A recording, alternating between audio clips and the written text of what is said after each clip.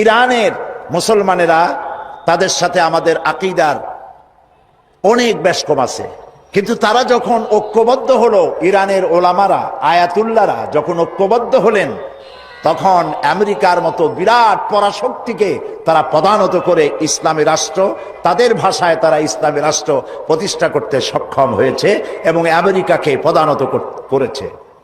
এখানে আয়াতুল্লাহ খমিনীর একটি কথা আমার মনে পড়ে, কি সাহস তার! ইমান আকীদা যাই থাকুক, আকীদার প্রশ্নে আমরা আপোস করব না, কিন্তু এই কথাটা তো বলতেই পারি। যখন আমেরিকা তাকে বলেছিল যে আমার দূতাবাস থেকে যে 56 জনকে গ্রেফতার করা হয়েছে আমেরিকান, এদেরকে ছেড়ে দাও, তা না হলে তোমার খাদ্য রসদ আমেরিকা থেকে যত সাহায্য যায় সব বন্ধ করে দেওয়া হবে।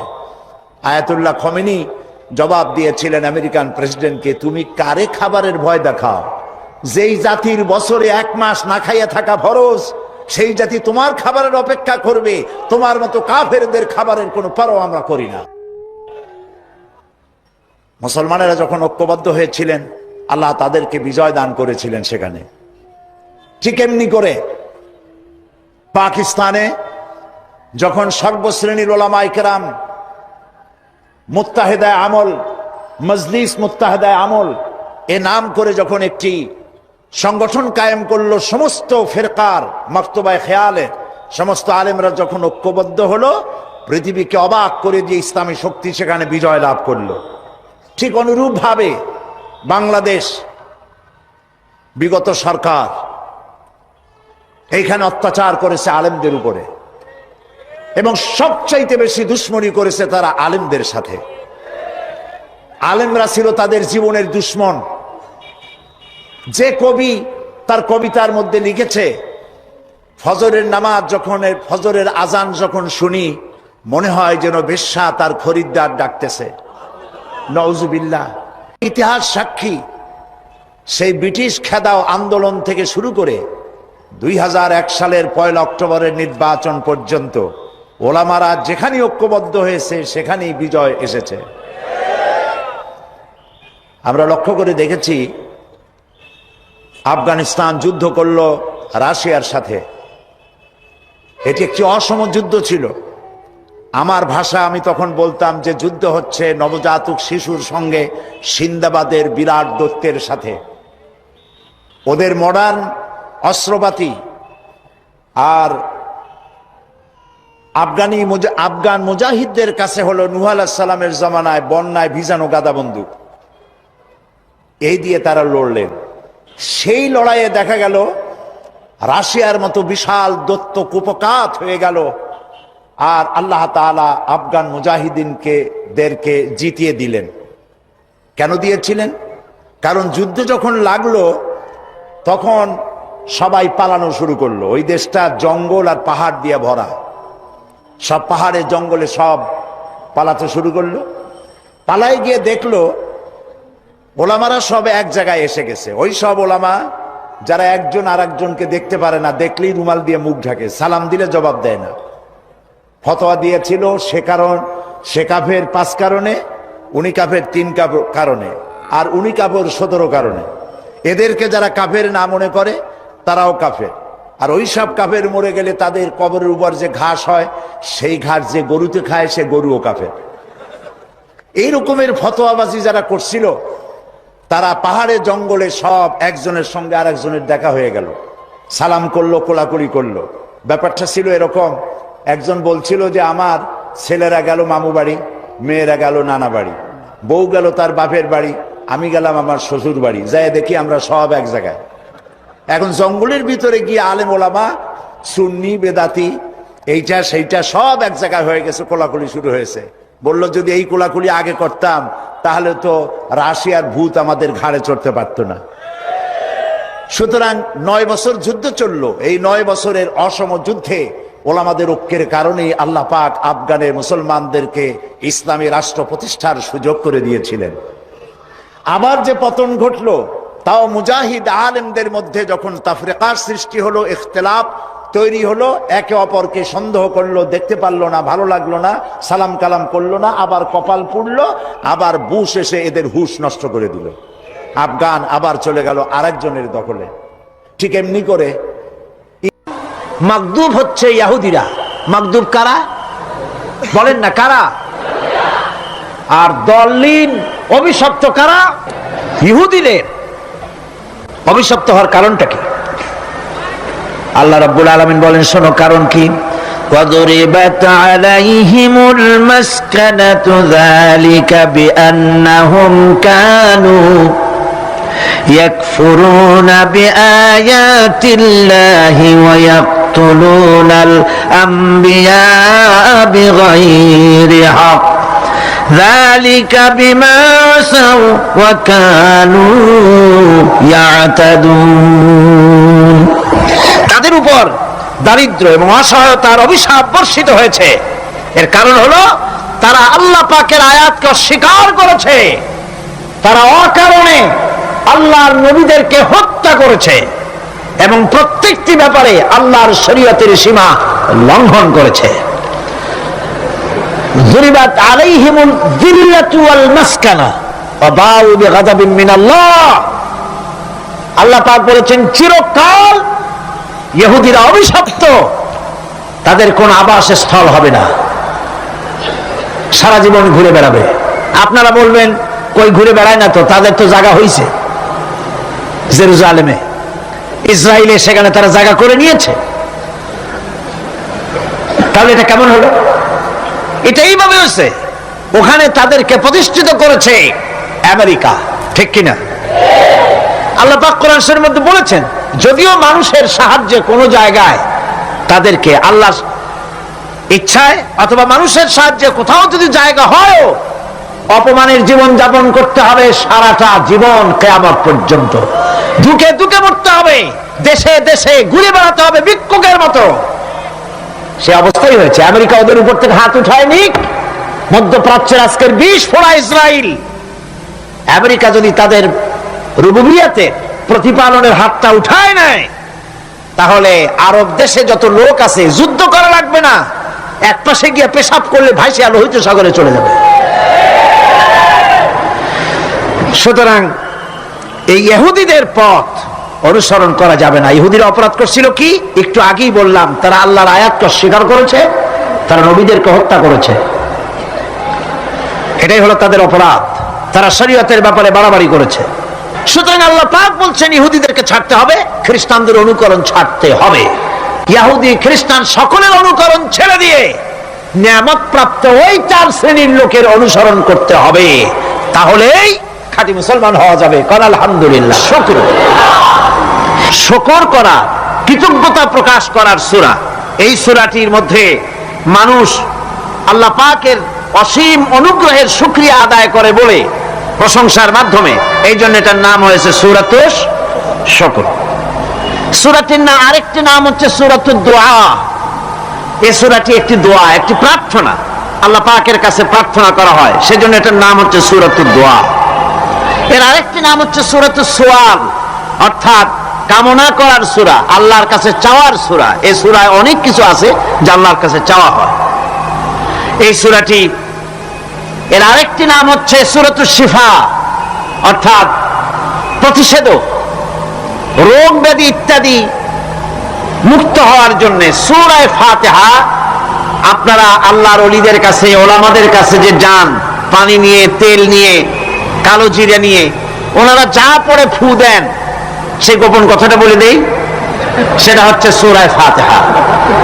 সূরা ফাতিহা কোন কোন কিতাবে মুফাসসিরিন ইকরাম লিখেছেন, মুহাদ্দিসিনরা লিখেছেন যে দুরারোগ্য ব্যাধি, কোন ওষুধ ভালো হচ্ছে না, প্রতিদিন 40 বার করে সূরা ফাতিহা পড়ে পানিতে দম করে ফজরের পরে 41 দিন যদি এভাবে সেবন করে, সেই দম করা পানি দুরারোগ্য ব্যাধি আল্লাহ পাক ভালো করে দিবেন। সুবহানাল্লাহ।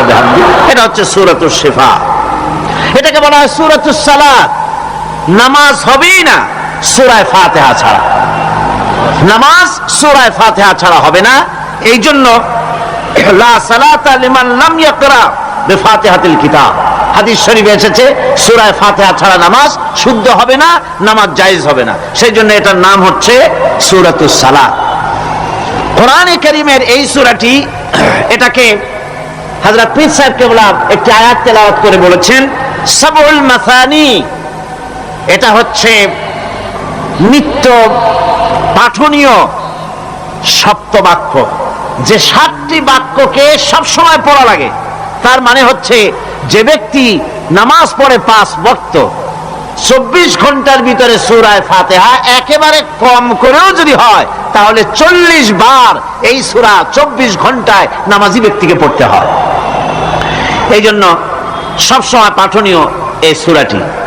সূরাটি মোট অক্ষর সংখ্যা হচ্ছে 113, শব্দ সংখ্যা হচ্ছে 25টি। এটি হচ্ছে সূরা ফাতিহা, একটি রুকু, 7টি আয়াত। নাজিলের অবতীর্ণ হওয়ার স্থান হচ্ছে মক্কা আল মুকাররমা। রাসূল করিম সাল্লাল্লাহু আলাইহি ওয়াসাল্লামের মক্কি জিন্দেগিতে সূরাটি অবতীর্ণ হয়। শুরু হচ্ছে সূরা ফাতিহা, আলহামদুলিল্লাহি রাব্বিল আলামিন। সূরা ফাতিহা আমি বলি এটি যেন একটি অভিনন্দন পত্র। এটি কি? অভিনন্দন পত্র। বান্দা দিচ্ছে তার রবকে, রবের ভাষায় শেখানো অভিনন্দন পত্র বান্দা তার রবকে প্রকাশ করছেন, দিচ্ছেন। অভিনন্দন পত্রে 3টা জিনিস থাকে, আপনারা লক্ষ্য করে শুনলে বুঝতে পারবেন ইনশাআল্লাহ। একবার ভাবুন যে কত বড় কথা, 30 পারা কোরআনের মধ্যে যা আছে তার সবটা আল্লাহ পাক তার সারাংশ সূরা ফাতিহায় ঢুকাইছেন।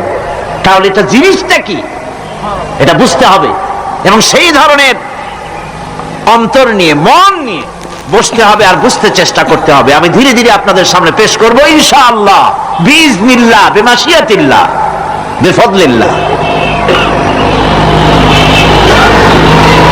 সূরা ফাতিহার মধ্যে আমি বলেছি এটা একটি অভিনন্দন পত্রের মতো। কিরকম? অভিনন্দন পত্রে 3টা জিনিস থাকে। কয়টা জিনিস থাকে? 3টা। প্রথমে থাকে প্রশংসা। অভিনন্দন পত্রে প্রথমে কি থাকে? প্রশংসা। 2 নম্বরে থাকে পরিচয়। 3 নম্বরে থাকে দাবি। 3 নম্বরে থাকে দাবি। প্রথমেই দাবি করা হয় না, এটা ঠিক না। প্রথমেই প্রশংসা। সমস্ত অভিনন্দন পত্র আপনারা দেখবেন, মন্ত্রী আসুক, প্রেসিডেন্ট আসুক, অভিনন্দন পত্র পেশ করা হয়, সুন্দর ভাষায় লেখে, হে সংগ্রামী জননায়ক, গরিবের বন্ধু, জাতির কিছু একটা, এইভাবে করে বহুত প্রশংসা করে তারপরে তার নাম খুঁজে পাওয়াই মুশকিল প্রশংসার ঠেলায়। আপনার আগমনী বার্তায় আমাদের এই চট্টগ্রামের আকাশ বাতাস মুখরিত, আবাল বৃদ্ধ বনিতা আনন্দে উদ্বেলিত, কে কি করবে দিশে করতে পারছে না। কিরকম প্রশংসা! এই প্রশংসা দিয়ে তারপরে বলে আমরা চট্টগ্রাম কলেজের কর্তৃপক্ষ, আমাদের বেড়া নাই, টিন নাই, চাল নাই, ইট নাই, সিমেন্ট নাই, আমাদের এগুলি দাবি। তাহলে প্রথমে গেল প্রশংসা, 2 নম্বরে পরিচয়, 3 নম্বরে দাবি। মূলত এই ভদ্রতা প্রথমে কেউ বলে না, মন্ত্রী সাহেব চিটাগংয়ে আসছেন তো, আমাদের দাবি না মিটাইয়া ঠ্যাং আস্ত নিয়ে ঢাকা ফিরতে পারবেন না, এরকম বলে নাকি? এরকম বললে কিছুই পাওয়া যাবে না। মূলত এই যে ভদ্রতা, এই শালীনতা, এই শিষ্টাচার শিক্ষা দিয়েছে আল কোরআন। সুবহানাল্লাহ। কোরআনে কারিমে যে রব বলা হয়েছে তার অর্থ হচ্ছে, তার অর্থ ব্যাপক, অনেক বিশাল এর অর্থ। এ রব কাকে বলে আমি রবের সমস্ত ব্যাখ্যা করতে পারবো না, তবে অল্প কথায় এমন ভাবে বলতে চেষ্টা করব যাতে করে আপনাদের বুঝে আসবে ইনশাআল্লাহ। আমরা বলি ইনশাআল্লাহ। এখন আপনারা যদি আমাকে প্রশ্ন করেন যে অত কথা বুঝি না, এক লাইনে এক বাক্যে বুঝায় দেন রব কাকে বলে, তাহলে আমি কথাটা এইভাবে বলবো, যাহার যখন যে জিনিসের যতটুকু প্রয়োজন তাহাকে তখন সেই জিনিস ফরিয়াদ করার আগে যিনি পৌঁছে দেন তার নাম হচ্ছে রব। এ রব হচ্ছে তার মধ্যে রুবুবিয়তের সম্পূর্ণ কোয়ালিটিতে ভর্তি। আল্লাহ পাকের মধ্যে রুবুবিয়তের কোয়ালিটি। রব শুধু সৃষ্টি করেই ছেড়ে দেন না, প্রতিপালন করেন, পূর্ণতায় পৌঁছে দেন। সুবহানাল্লাহ বলতে ইচ্ছে করে না ভাইরা? দেখেন আল্লাহ রাব্বুল আলামিন এমন রব, বাংলাদেশের কুকুর আর আমেরিকা ইউরোপের শীত প্রধান দেশের কুকুর একরকম নয়। আমাদের দেশের পশু ইউরোপ আমেরিকা শীত প্রধান দেশের পশু একরকম নয়। তার কারণ হলো আমাদের দেশে শীত কম, নাতিশীতোষ্ণ অঞ্চলের মধ্যে খানিকটা পড়ে যায়। এখানে পশুদের গায়ে কম পশম থাকলে কোনো অসুবিধা নাই। ভেড়া, ঘোড়া, কুকুর, বন্য প্রাণীকে কেউ তো কম্বল দেয় না, ল্যাপ দেয় না, রাজাই দেয় না, খাতা দেয় না, চাদর দেয় না। আল্লাহ রাব্বুল আলামিন তিনি এমন রব, শীত প্রধান দেশের পশুদের গায়ে পশম দিয়া চিরস্থায়ী কম্বল জড়ায় দিয়েছেন। এটা হচ্ছে রব। প্রতিপালনের পদ্ধতি কি সুন্দর করে তিনি প্রতিপালন করছেন, কি সুন্দর করে তিনি পশু পক্ষীগুলিকে তাদের আহার জোগাড় করছেন, প্রতিপালন করছে। তিনি রব, মানুষকে সৃষ্টি করেছেন, আমাদেরকে সৃষ্টি করেছেন, সব প্রয়োজন মিটাইছেন। সুবহানাল্লাহ ওয়া বিহামদিহি, সকল প্রয়োজন মিটিয়েছেন, একটা জিনিস বাদ রাখেন না। আমি এই জন্য বলি যে কোরআন হচ্ছে বিজ্ঞানের উৎস। কোরআন বিজ্ঞানের কি? বিজ্ঞানের আবিষ্কার যত বাড়বে, বিজ্ঞান চিরটা কাল কোরআনের কাছে ভিক্ষার হাত দিয়ে এতিমের মতো দাঁড়ায় থাকবে কিয়ামত পর্যন্ত। আল্লাহ বিহামদিহি, বিজ্ঞানীরা বলেছেন আমাদের এই পৃথিবীটা, আল্লাহ না করুন কখনো, আমাদের এই পৃথিবীটা যদি কোনো ব্ল্যাক হোলের আওতায় পড়ে, ওর রেঞ্জে আসে, তাহলে মাত্র 2 সেন্টিমিটারের মধ্যে পৃথিবীটা তার ঘনত্ব লাভ করে ব্ল্যাক হোলের মধ্যে অদৃশ্য হয়ে যাবে, হারায় যাবে, অস্তিত্ব থাকবে না। আল্লাহ পাক, আশ্চর্য লাগে আমার বিজ্ঞানের বইপত্র যখন পড়ি, আমার কাছে আশ্চর্য লাগে 1400 বছর আগে নবী কোন বিজ্ঞানাগারে পড়াশোনা করেন নাই, কোন সায়েন্স নিয়ে রিসার্চ করেন নাই। সেই নবীর মুখ থেকে এমন বিজ্ঞানময় কোরআন আল্লাহ বের করালেন, যা আজকের পৃথিবীর মডার্ন যুগের বিজ্ঞানীরা কোরআনের কাছে এতিম হয়ে দাঁড়ায় আছে। পৃথিবীর কোন বিজ্ঞানী বলতে পারবে না যে কোরআনে কারিমের অমুক আয়াতটা আনসাইন্টিফিক, এটা হাদিস আমাদের বিজ্ঞানের সাথে মিল খায় না, এমন কথা বলতে পারবে না। বরং কোরআন সার্টিফাই করবে তোমার এই বক্তব্য, তোমার এই থিওরি মোস্ট আনসাইন্টিফিক, কোরআন বলবে। ওরা বলতে পারবে না যে আয়াতটা আনসাইন্টিফিক।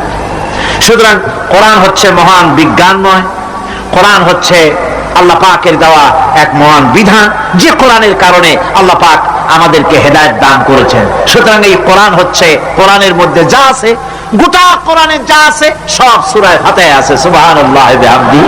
আল্লাহ পাক বলছেন আলহামদুলিল্লাহি রাব্বিল আলামিন। মহব্বতের সাথে পড়েন সবাই, আলহামদুলিল্লাহি রাব্বিল আলামিন। সমস্ত প্রশংসা, যাবতীয় প্রশংসা সে আল্লাহ পাকের, যিনি তামাম জাহানের পালনেওয়ালা রব। আল্লাহ পাক তার কাছে যখন বান্দা আলহামদুলিল্লাহি রাব্বিল আলামিন বলে, তখন প্রশ্ন হয় যে তার যার প্রশংসা তুমি করছো, তোমরা করছো, তার কি আরো কোনো গুণকীর্তন আছে নাকি? আমরা বলি আর রহমানির রহিম, তিনি পরম দাতা এবং দয়ালু। রহমান এবং রহিম দুটি হচ্ছে সমঅর্থবোধক, প্রায় কাছাকাছি অর্থবোধক শব্দ। অসীম মেহেরবান এবং বিশেষ করুণাময় তিনি, যিনি রহমান এবং রহিম। রহমান রহিম আল্লাহ পাকের দুটি গুণবাচক নাম। রহমান অপেক্ষা রহিম অপেক্ষা রহমান, এটা হচ্ছে বেশি ব্যাপক অর্থবোধক, যার জন্য তাফসীরে বলা হয়েছে আর রহমান যুর রাহমাতিশ শামিলা বিজামিল খালায়েক ফিদ দুনিয়া ওয়াল মুমিনিনা ফিল আখিরাহ। অর্থাৎ রহমান তিনি, যিনি এমন রহমতের মালিক যা বিশেষত গোটা বিশ্বের সমস্ত মানুষের জন্য প্রযোজ্য। আর রহিম হচ্ছে শুধু কিয়ামতের দিন পৃথিবীতে রহমান, তিনি দয়াবান পৃথিবীর সমস্ত মানুষের জন্য, এবং কিয়ামতে শুধু মুমিনদের জন্য। রহমান কিয়ামতে শুধু মুমিনদের জন্য। আর রহিম হচ্ছে আর রহিম যুর রাহমাতি শামিলা লিল মুমিনিনা ইয়াউমিল কিয়ামা। রহিম হচ্ছে শুধুমাত্র কিয়ামতের দিন আল্লাহ রাব্বুল আলামিন শুধু মুমিন লোকদের জন্য এই বিশেষ দয়া কিয়ামতের দিন করবেন। এখন রহমান হচ্ছেন পৃথিবীর সমস্ত মানুষের জন্য, সমস্ত প্রাণীর জন্য। তার দান থেকে কেউ বঞ্চিত থাকবে না, সকলের জন্য তার দানের দরজা অবারিত, উন্মুক্ত। এই পৃথিবীর বুকে আমরা দেখতে পাই মানুষ তার বন্ধুদেরকেই দেয়, শুধু সরকার হোক আর সাধারণ মানুষ হোক, আপনজনদেরকে নিজের দলকেই বেশি নাই। কথা ঠিক কিনা? নিজের দলের প্রতি, আত্মীয় স্বজনের প্রতি স্বজন প্রিয়তা মানুষের শরীরের ভিতরে রোগ হিসাবে কাজ করে, আর এভাবে করে নিজের দল আর আত্মীয় স্বজনকে বেশি করে সুযোগ সুবিধা দেয়। শত্রুকে কেউ দেয় না, শত্রুকে কেউ ডেকে ডেকে কোনো জিনিস দিতে চায় না বা দেয় না। আল্লাহ রাব্বুল আলামিন এমন রহমান, এমন দয়াবান, এমন মেহেরবান, যারা তার ইবাদত করে, যারা তাকে স্বীকার করে, আল্লাহ বলে তাকে যারা সেজদা দেয়, আল্লাহ পাক তাদেরকেও দেন। আর যারা আল্লাহকে অস্বীকার করে, আল্লাহ রাব্বুল আলামিনকে মানে না, তার গুণাবলী কি স্বীকার করে না, তার অস্তিত্ব স্বীকার করে না, তারপরেও আল্লাহ রাব্বুল আলামিন কোন নাফরমান বান্দাকেও রহমত থেকে বঞ্চিত করেন না। সে যেই হোক, বেনামাজি হোক, মুরতাদ হোক, নাস্তিক হোক, তারপরে আল্লাহর অনুগ্রহ থেকে সে বঞ্চিত থাকে না। কথা ঠিক কিনা? বরং এটাই আমরা দেখি, নামাজি, দিনদার, পরেজগার মানুষ তার বরং কম থাকে, সে বরং কম পায়। বাড়ি নাই, ঘর নাই, কলকারখানা নাই, আর নামাজ রোজা করে না, হজ যাকাত করে না, আল্লাহর সাথে বিরোধিতা করে, আল্লাহরে মানেই না, বলে দেয়ার ইজ নো গড, স্রষ্টা বলতে কেউ নাই। ইট, ড্রিঙ্ক অ্যান্ড বি মেরি, এই হচ্ছে তাদের থিওরি, তাদের দর্শন, তাদের ফিলসফি। এই জাতীয় লোকগুলি বরং দেখা যায় তারা ক্ষমতা পায়, বাড়ি হয়, গাড়ি হয়, কল হয়, কারখানা হয়, সম্মান পায়। এটা কেন? এর কারণ হচ্ছে আল্লাহ রাব্বুল আলামিন এই পৃথিবীর কোনো মূল্য দেন না।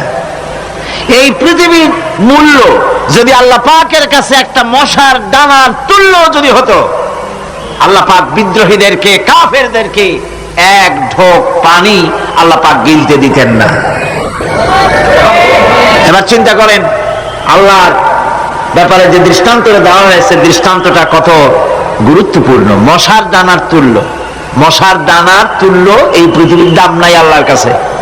আপনাকে যদি কেউ 10 লক্ষ মশার দানা বহু কষ্ট করে জোগাড় করিয়া যদি কেউ দেয়, তাহলে আপনি কয় টাকা দিয়ে কিনবেন? 4 পয়সা দিয়েও একজনে বলছে 4 পয়সাও দিবে না। তাহলে বোঝেন এর কোনো মূল্য নাই। একটা মশার দানার তুল্য মূল্য আল্লাহ পাক এই পৃথিবীর দেন না, যার কারণে অবারিত উন্মুক্ত হস্তে আল্লাহ পাক সমস্ত মানুষের জন্য, প্রাণী জগতের জন্য তিনি করুণা করেছেন সকলকে। এই করুণাময় রহমান আল্লাহ পাক, তিনি গুনাহগারদেরকে, যারা আল্লাহ পাকের ফরমাবরদারি করতেছে, তাদেরকে সকলকে আল্লাহ পাক সমানভাবে তার জিনিসগুলিকে তিনি দিয়ে দিচ্ছেন। তাই রহমতের মধ্যে আছে স্নেহ, আছে প্রীতি, আছে অনুগ্রহ। আল্লাহ পাকের রহমতটা কি জিনিস? সেটা হচ্ছে রহমতি ওয়াসিআত কুল্লা শাই, আমার রহমত দিয়ে সমস্ত জিনিসকে ঢেকে রাখা হয়েছে। প্রত্যেকটি জিনিসের ভিতরে আল্লাহ পাকের রহমত রয়েছে। রহমত ছাড়া এই পৃথিবীতে মানুষের চলার কোনো পথ নাই। সমস্ত ব্যাপারই আল্লাহ পাকের রহমত আর রহমত। আমরা যখন বললাম আর রহমানির রহিম, বলেন সবাই আর রহমানির রহিম। আবার প্রশ্ন হয়, বান্দা বুঝলাম, আরো কোন কোয়ালিটি, আরো কোন বৈশিষ্ট্য তার আছে নাকি? আমরা বলি মালিকি ইয়াউমিদ্দিন। তিনি হচ্ছেন বিচার দিনের মালিক, শেষ বিচারের মালিক তিনি। একদিকে এটাকে ব্যালেন্স করা হয়েছে, একদিকে অফুরন্ত রহমত, যার কোনো কুল নাই, কিনারা নাই। এখন আদল দরকার। এখন কি দরকার? আদল, ইনসাফ দরকার। আল্লাহ পাক একদিকে অফুরন্ত রহমত আর নিয়ামত দিয়ে পৃথিবীকে ছেড়ে রেখেছেন, অপর দিকে বলেছেন আমি হচ্ছি বিচার দিনের মালিক, সেদিন আমি বিচার করব। সেই বিচারের ভিতরে কোনো পক্ষপাতিত্ব থাকবে না, হবে না। সেখানে তিনি হবেন হাকামুল হাকিমিন, ওইটা হবে সুপ্রিম কোর্টের সুপ্রিম কোর্ট। সেই পরকালে, সেই কিয়ামতের মাঠে আপনাকে আমাকে সকলকে উপস্থিত হতে হবে, নাকি হবে না? সবাইকে উঠতে হবে। এই দিন শব্দটি কোরআনে কারিমে বহু জায়গায় বলা হয়েছে এবং বিভিন্ন অর্থে ব্যবহার করা হয়েছে। যেমন দিন শব্দের অর্থ প্রভাব, প্রতিপত্তি, আধিপত্য, ইতাআত, বন্দিগি, দাসত্ব, আনুগত্য, নীতি, পথ, পন্থা, হিসাব, ফায়সালা, প্রতিদান, প্রতিফল, এরকম অনেক অর্থ, অনেক অর্থে দিন শব্দ কোরআনে কারিমের মধ্যে ব্যবহৃত হয়েছে। কিন্তু এখানে মালিক ইয়াউমিদ্দিন, এই দিন এখানে ব্যবহার করা হয়েছে প্রতিফল অর্থে। প্রতিফলের দিন, যেদিন প্রতিফল দেওয়া হবে, তিনি হচ্ছেন সেই দিবসের অধিপতি, সেই দিবসের মালিক। সূরা ইনফিতারে আল্লাহ পাক বলছেন ওয়ামা আদরাকা মা ইয়াউমুদ্দিন সুম্মা মা আদরাকা মা ইয়াউমুদ্দিন। বিচারের দিনটি কি তা তোমাকে কে জানালো? আবার জিজ্ঞেস করছি, তোমাকে কে জানালো বিচারের দিনটা কি? আল্লাহ পাক জবাবে বলছেন বিচারের দিনটা হচ্ছে ইয়াউমা লা তামলিকু নাফসুন লিনাফসিন শাইআন ওয়াল আমরু ইয়াউমা ইযিন লিল্লাহ। বিচারের দিন হচ্ছে এমন দিন যেদিন কেউ নিজেকে রক্ষা করতে পারবে না, কারো থেকে কেউ নিজেকে রক্ষা করতে পারবে না, নিজেকে কেউ নিজের জন্য কাউকে সাহায্যকারী পাবে না। আর সমগ্র ব্যাপারটি নিরঙ্কুশ ভাবে আল্লাহ রাব্বুল আলামিনের হাতে থাকবে। সেই দিনটার নাম কিয়ামত, সেটার নাম পরকাল, সেটার নাম হচ্ছে বিচারের দিন। যেদিন কর্তৃত্ব হবে কেবলমাত্র কার? আল্লাহ পাক। সেই দিনটা হচ্ছে কর্মফল পাওয়ার দিন। লাহা মা কাসাবাত ওয়া আলাইহা মাকতাসাবাত। প্রত্যেক মানুষই সেই উপার্জন অনুসারে সেখানে ফল পাবে। যেমন কর্ম তেমন ফল পাবে, ব্যক্তি হিসাবে পাবে, দল হিসাবে পাবে। তিলকা উম্মাতুন ক্বাদ খালাত লাহা মা কাসাবাত ওয়া লাকুম মা কাসাবতুম ওয়া লা তুসআলুনা আম্মা ইয়ামালুন। প্রত্যেক মানুষই তার উপার্জন অনুসারে ফল পাবে। যা সে পাবে তা নিজের উপার্জন ছাড়া আর কিছুই না, আর যে ফল পাবে সেটাও তার উপার্জন। সুতরাং কিয়ামতের দিন আল্লাহ মানুষের উপরে কোনো জুলুম করবেন না, অত্যাচার করবেন না। আল্লাহ পাক তো তার বান্দার জন্য জুলুমকারী নন, ঠিক কিনা? আল্লাহ পাক বলছেন মান আমিলা সালিহান ফালিনাফসিহি ওয়া মান আসাআ ফাআলাইহা ওয়া মা রাব্বুকা বিযাল্লামিন লিল আবিদ। যে ব্যক্তি পূর্ণ কাজ করলো সে নিজের কাজে নিজের স্বার্থেই তা করলো। আমরা যে নামাজ পড়ি এটা কি আল্লাহর স্বার্থ? কথা কন, আল্লাহর স্বার্থ? সারা পৃথিবীর সমস্ত মানুষ যদি আল্লাহরে সেজদা দেয়, আল্লাহর ক্ষমতা আরো কিছু কালের জন্য বাড়বে নাকি? সমস্ত মানুষ যদি আল্লাহকে অস্বীকার করে, বিদ্রোহী ঘোষণা করে, বিদ্রোহ ঘোষণা করে, তাতে কি আল্লাহর ক্ষমতা শেষ হয়ে যাবে? নাউযুবিল্লাহি মিন যালিক। যেমন ছিলেন তেমনই থাকবেন। সুতরাং আমরা যা করি, আমরা নামাজ পড়ি নিজেদের জন্য, আল্লাহকে খুশি করার জন্য, কিন্তু কল্যাণটা আমার। কল্যাণটা কার? আমার। রোজা, হজ, যাকাত, তেলাওয়াত যা করি সব আল্লাহকে খুশি করার জন্য, কিন্তু স্বার্থ পুরাটাই আমার। আমার কল্যাণের জন্যই আমি করি। এবং আল্লাহ হচ্ছেন তিনি তোমাদের রব। ওমা রাব্বুকা বিযাল্লামিল লিল আবিদ, তোমাদের রব হচ্ছেন তিনি যিনি বান্দাদের উপরে কখনো অত্যাচার করেন না, জুলম করেন না, মেহেরবানি দিয়ে যিনি ছেয়ে রাখেন তিনি হচ্ছেন আল্লাহ পাক। সুতরাং সেই কিয়ামতের মাঠে আল্লাহ পাকের দরবারে আমাদের সকলকেই উঠতে হবে, আল্লাহ পাকের দরবারে আমাদের সামনে আল্লাহ পাকের সামনে দাঁড়াতে হবে। সেদিন আমাদেরকে কেউ বাঁচাতে পারবে না। সেদিন আল্লাহ পাক এর দরবারে যেন আমরা আসামি না হই, সেজন্য এই পৃথিবীতে কোরআন অনুযায়ী আমাদের জীবন করতে হবে, সুন্নাহ অনুযায়ী জীবন করতে হবে, তাহলে পরকালে আল্লাহ পাকের কাছে নাজাত পাওয়া যাবে। বড় কঠিন জায়গা, বড়ই কঠিন জায়গা। এবার প্রশ্ন হচ্ছে, তোমরা যারা আমার প্রশংসা করলে তোমরা কারা? জবাবে আমরা বলছি, ইয়্যাকা না'বুদু ওয়া ইয়্যাকা নাস্তাঈন। আয় আমার রব, আমরা হচ্ছি তোমার বান্দা, একমাত্র তোমারই গোলামি করি, একমাত্র একমাত্র তোমারই ইবাদত করি। আর কারো ইবাদত, এই শব্দটা লাগাইলে কি বোঝা যায়? যে আর কারো করি না, একমাত্র তোমারই ইবাদত করি আর একমাত্র তোমারই কাছে সাহায্য প্রার্থনা করি। আমরা তোমার বান্দা। এবার প্রশ্ন হচ্ছে, চাও কি? পরিচয় তো শুনলাম, চাও কি? আল্লাহ রাব্বুল আলামিন আমাদেরকে শিখায় দিলেন, কত বড় মেহেরবান তিনি, কত দয়ালু তিনি, তার কাছে চাওয়ার ভাষাটাও তিনি আমাদের শিখায় দিলেন। জোরে কোন সুবহানাল্লাহ। রব্বুল আলামিন আমাদের শিখালেন, এভাবে চাও, ইহদিনাস সিরাতাল মুস্তাকিম সিরাতাল্লাযীনা আন'আমতা আলাইহিম গায়রিল মাগদুবি আলাইহিম ওয়ালাদ-দাল্লিন। আয় আল্লাহ, ইহদিনাস সিরাতাল মুস্তাকিম, একটা রাস্তা চাই, সহজ সরল সঠিক একটি পথ চাই তোমার কাছে। সেই পথটা চাই যে পথ হচ্ছে নিয়ামত প্রাপ্তদের, অভিশপ্ত এবং পথভ্রষ্টদের পথ নয়। যে পথ নিয়ামত প্রাপ্তদের, ওই ধরনের একটা পথ আমরা চাই। পথ দেখাবার মালিককে কোরআনে কারীম বলছে, আল্লাহ রাব্বুল আলামিন বলেন, ওয়া আলাল্লাহি কাসদুস সাবিলি ওয়া মিনহা জাইরুন ওয়ালাউ শাআ লাহাদাকুম আজমাইন। ওয়া আলাল্লাহি কাসদুস সাবিল, সোজা রাস্তা বলে দেওয়ার দায়িত্ব আমি আল্লাহ। সোজা রাস্তা বলে দেওয়ার দায়িত্ব কার? তিনি বলছেন, বলার দায়িত্ব আমার, সোজা রাস্তাটা আমি বলে দেব। আল্লাহ রাব্বুল আলামিনের কাছে বান্দা যখন রাস্তার দাবি করলো, সোজা পথ চাই, সহজ পথ একটা তোমার কাছে চাই, রব্বুল আলামিন সূরা ফাতিহার 7টা আয়াতের এই অভিনন্দন পত্রের জবাবে 30 পারা কোরআন শরীফ আল্লাহ পাক বান্দারে দান করে দিলেন।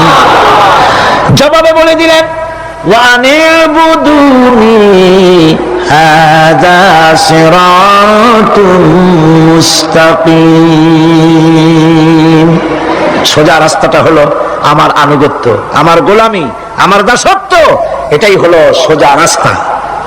এই সোজা রাস্তাটা আমি বলবো। রাস্তা তো অনেক হতে পারে, কিন্তু সোজা রাস্তা বলে দেওয়ার দায়িত্ব কার? আল্লাহ পাকের।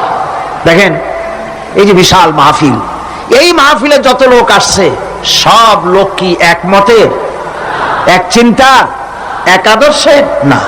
এই কয়েক লক্ষ জনতার ভেতরে হাজারো মতের লোক আছে, হাজারো চিন্তার লোক আছে, হাজারো আদর্শের লোক আছে। সব আদর্শ, সব চিন্তা, সব কি ঠিক?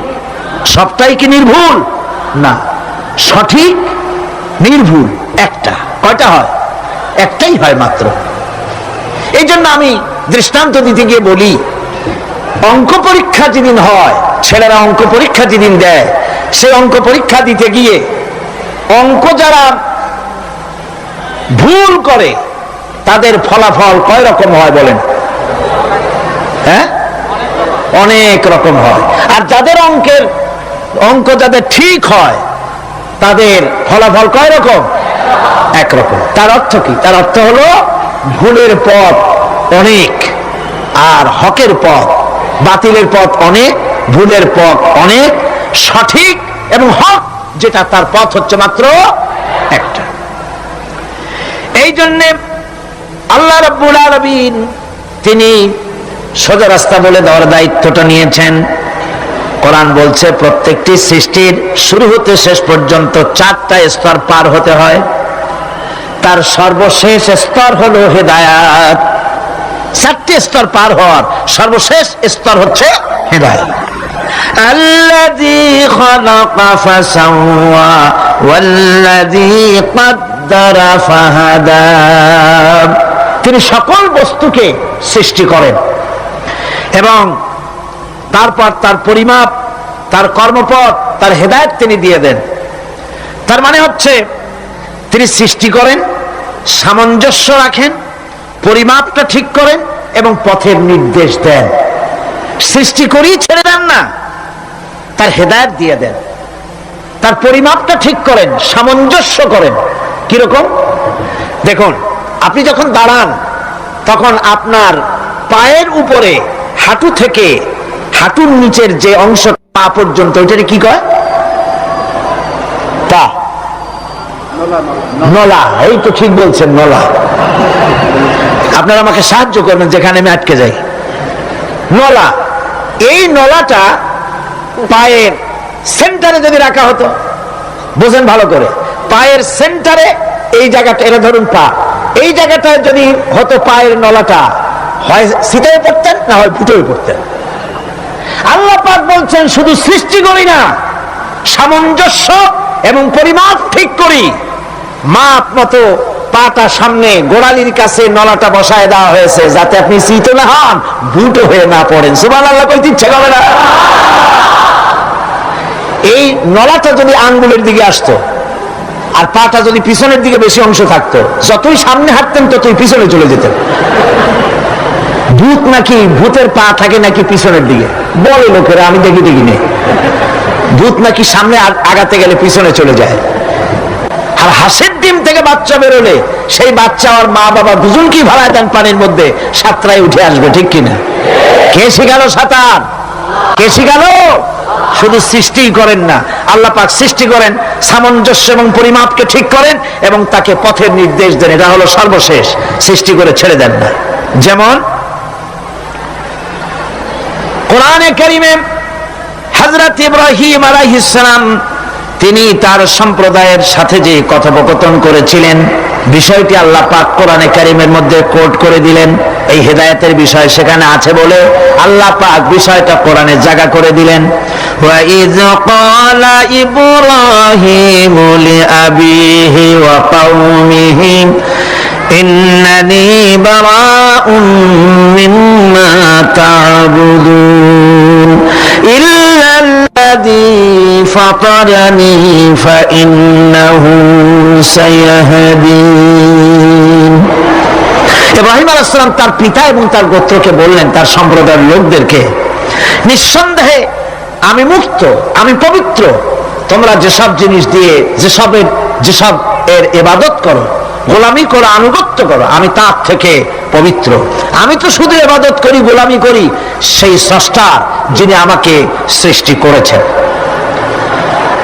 আমার সম্পর্ক শুধুমাত্র সেই সত্তার সাথে যিনি সৃষ্টি করেছেন। আল্লাযী খালাকানি ফাহুয়া ইয়াহদিন। যিনি আমাকে সৃষ্টি করে শুধু সৃষ্টি করেন নাই, আমাকে হেদায়েত দিয়েছেন, আমাকে পথের দিশা দিয়েছেন। ওয়াল্লাযী হুয়া ইউতঈমুনি ওয়া ইয়াসকিন। যিনি আমাকে সৃষ্টি করেছেন, তিনি হেদায়েত দিয়েছেন, আর আমি যখন তৃষ্ণার্ত হই তিনি আমাকে পান করান, আমি যখন ক্ষুধার্ত হই তিনি আমাকে আহার দেন। ওয়া ইযা মারিতু ফাহুয়া ইয়াশফিন। আর যখন অসুস্থ হই তখন তিনি আমাকে রোগ মুক্ত করে দেন। সুবহানাল্লাহি ওয়া বিহামদিহি। ইন্না হাদাইনাহুস সাবিলা ইম্মা শাকিরান ওয়া ইম্মা কাফুরা। নিশ্চয়ই আমি তাদেরকে তাদের কর্মপন্থা প্রদান করেছি, আমি তাদেরকে হেদায়েত দিয়েছি, চলার পথের দিশা দিয়েছি। এখন ইচ্ছে করলে সে কৃতজ্ঞ হতে পারে, ইচ্ছে করলে অকৃতজ্ঞতার পথও অবলম্বন করতে পারে। আমি তাকে হেদায়েত দিয়ে দিয়েছি, পথ দেখিয়ে দিয়েছি। ডান এবং বাঁ দুটি রাস্তা আল্লাহ পাক দেখিয়ে দিয়েছেন। আসহাবুল ইয়ামিন, আসহাবুশ শিমাল, একটা ডানপন্থী আর একটা বামপন্থী। আমাদের দেশে কিছু লোক আছে নাম মুসলমান, কিন্তু বলে যে আমরা বামপন্থী আন্দোলন করি, অথচ সমস্ত ডানপন্থীদের জায়গা হবে জান্নাতে যদি জান্নাতের আমল করতে পারে। ডানপন্থীদের নেতা হচ্ছেন দুনিয়ার সমস্ত পয়গম্বরেরা, আর বামপন্থীদের নেতা হলো শয়তান। বামপন্থীদের নিয়ে শয়তান যাবে কিয়ামতে জাহান্নামে। আল্লাহ পাক রাস্তা বলে দিয়েছে। আল্লাহ রাব্বুল আলামিন বলেন, আলাম নাজআল লাহু আইনাইনি ওয়া লিসানান ওয়া শাফাতাইন ওয়া হাদাইনাহুন নাজদাইন। আমি কি তোমাদের দুটি চক্ষু দেইনি, দেখার জন্য দুটো চোখ দেই নাই? আমি কি তোমাদেরকে কথা বলার জন্য দুটো ঠোঁট দেইনি? এরপরে আমি কি তোমাদেরকে ভালো মন্দ বোঝার জন্য আমি কি হেদায়েত দেইনি? ভালো মন্দ সবটা বোঝার জন্য আমি তোমাদেরকে হেদায়েত দিয়েছি।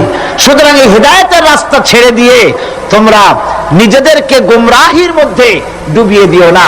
আমার দেওয়া হেদায়েতের রাস্তায় নিজেদেরকে পরিচালিত করার জন্য প্রচেষ্টা করো। সিরাতুল মুস্তাকিম, এজন্য মডেল দরকার। কার অনুসরণ করব? আল্লাহ পাক শিখায় দিলেন, সিরাতাল্লাযীনা আন'আমতা আলাইহিম। পড়েন সবাই, সিরাতাল্লাযীনা আন'আমতা আলাইহিম গায়রিল মাগদুবি আলাইহিম ওয়ালাদ-দাল্লিন। আয় আল্লাহ, অনুগ্রহপ্রাপ্ত দল, সেই রাস্তা অনুগ্রহপ্রাপ্তদের রাস্তা চাই। তোমার মনোনীত ব্যক্তি অনুগ্রহপ্রাপ্ত যারা, তাদের পথ অনুসরণ করতে চাই। নবী বলুন, আমি তোমাদের মতো মানুষ, আমার উপরে ওহী আসে, ইন্নামা আনা বাশারুম মিসলুকুম, তোমাদের মতো মানুষ। একটু ভালো করে বিষয়টা বোঝেন। আরো বলেছি আমি, আজকে আবার স্মরণ করায় দেই। আল্লাহ শিখাই দিচ্ছেন, বলুন আমি তোমাদের মতো মানুষ, ফেরেশতা নই, জিন নই, আমার কাছে ওহী আসে। পার্থক্য এখানে। তবে আরো পার্থক্য আছে, সেটা হচ্ছে আমরা হচ্ছি সাধারণ মানুষ, নবীরা হচ্ছেন অসাধারণ মানুষ। সুবহানাল্লাহ। আমরা হচ্ছে মানব, রাসূল আল্লাহর পয়গম্বররা হচ্ছেন মহামানব। কথা বুঝে আসছে? তার মানে হলো আমরা সাধারণ মানুষ। সাধারণ মানুষেরা গুনাহ করতে পারে, ভুল করতে পারে, সব রকমের গুনাহ করতে পারে। নবীরা কোনো গুনাহ করতে পারেন না। আল্লাহ পাক তাদের দিয়ে গুনাহ করান না। আল্লাহ পাক ফেরেশতা দিয়ে, আপন কুদরত দিয়ে নবীদেরকে হেফাজত করেন। সুবহানাল্লাহ।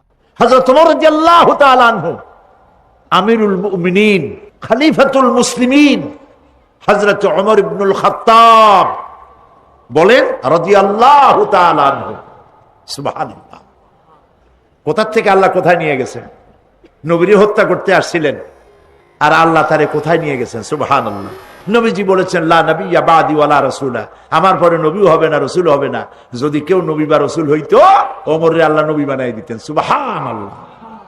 সেই ওমরের কতটুকু জানি আমরা? অনেক কিছুই জানি না। খালি ইসলাম কবুল করছিল কেমনে, এই ঘটনা ছাড়া অনেক আলেমরাও জানেন না, ইল্লা মাশাআল্লাহ। যারা পড়াশোনা করেন তারা জানেন। ইখওয়ানুল মুসলিমিনের, ইখওয়ানুল মুসলিমুন এর ওস্তাদ, এর মুর্শিদ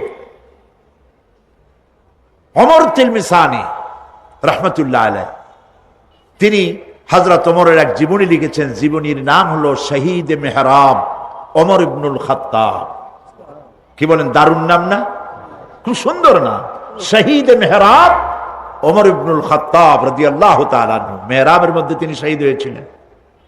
এটি আরবি বই, আরবির থেকে উর্দু হয়েছে।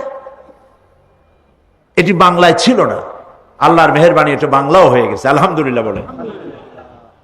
শহীদ মেহরাব ওমর ইবনুল খাত্তাব, আল কোরআন একাডেমি লন্ডন। হযরত ওমর রাদিয়াল্লাহু তাআলা আনহুর এই বহুল বিশাল জীবনী গ্রন্থ বের করে বাংলা ভাষীদেরকে কৃতজ্ঞতা পাশে আবদ্ধ করেছে। আলহামদুলিল্লাহ বলেন। আপনারা কিনবেন, এখানে লাইব্রেরির সমূহতে এসে গেছে, কিনবেন, হযরত ওমর সম্পর্কে জানবেন। হযরত ওমর রাদিয়াল্লাহু তাআলা আনহু অন্ধকার রাত্রে একদিকে যাচ্ছিলেন, পেছনে কিছু লোক ছিল। হঠাৎ করে তিনি প্রশ্ন করলেন, আচ্ছা তোমাদের মধ্যে কেউ কি বলতে পারো কোরআনে কারীমের মধ্যে সব থেকে হতাশা ব্যঞ্জক আয়াত কোনটি? অন্ধকারের ভেতরে একজনে জবাব দিলেন, فَمَن يَعْمَلْ مِثْقَالَ ذَرَّةٍ خَيْرًا يَرَهُ وَمَن يَعْمَلْ مِثْقَالَ ذَرَّةٍ شَرًّا يَرَهُ। এর অর্থ হলো, যদি কেউ যারা পরিমাণ সরিষা পরিমাণ ভালো কাজ করে কিয়ামতে সেটা দেখতে পাবে, আর যদি সামান্য সরিষা পরিমাণ গুনার কাজও করে, খারাপ কাজ করে, সেটা দেখতে পাবে। এই আয়াতটি যখন নাজিল হয়, এই সূরা যখন নাজিল হয়, হযরতে আবু সাঈদ খুদরি রাদিয়াল্লাহু তাআলা আনহু তিনি রাসূলুল্লাহকে প্রশ্ন করলেন, ইয়া রাসূলুল্লাহ, আল্লাহ যে আয়াত নাজিল করলেন, কিয়ামতের দিন আমি কি আমার এমনকি ছোট্ট পাপও কি দেখতে পাবো? আল্লাহর নবী বললেন, আল্লাহ বলেছেন অবশ্যই দেখতে পাবা। হযরতে আবু সাঈদ খুদরি রাদিয়াল্লাহু তাআলা আনহু চিৎকার করে কেঁদে উঠলেন, বললেন, তাহলে তো আমি মরেই যাব। আমার ছোট্ট পাপটাও যদি আমি দেখি কিয়ামতে, আমি তো মরে যাব।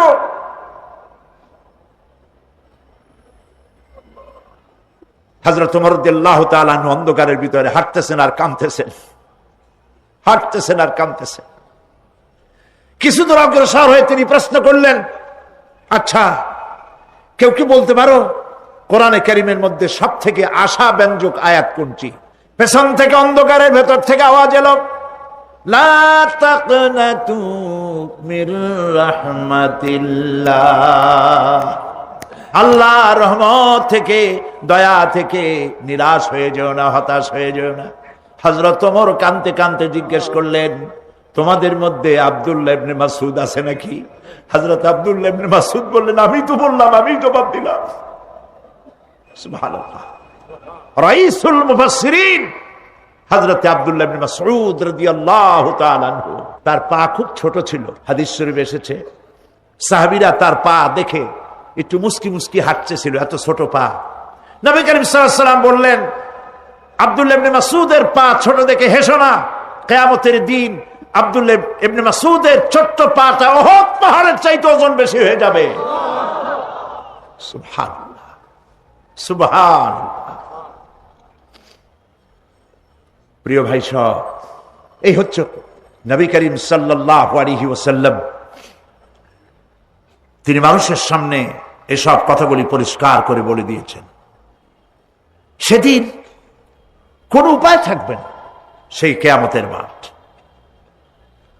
واتقوا يوما لا تجزي نفس عن نفس شيئا ولا يقبل منها شفاعة ولا يؤخذ منها عدل ولا هم ينصرون।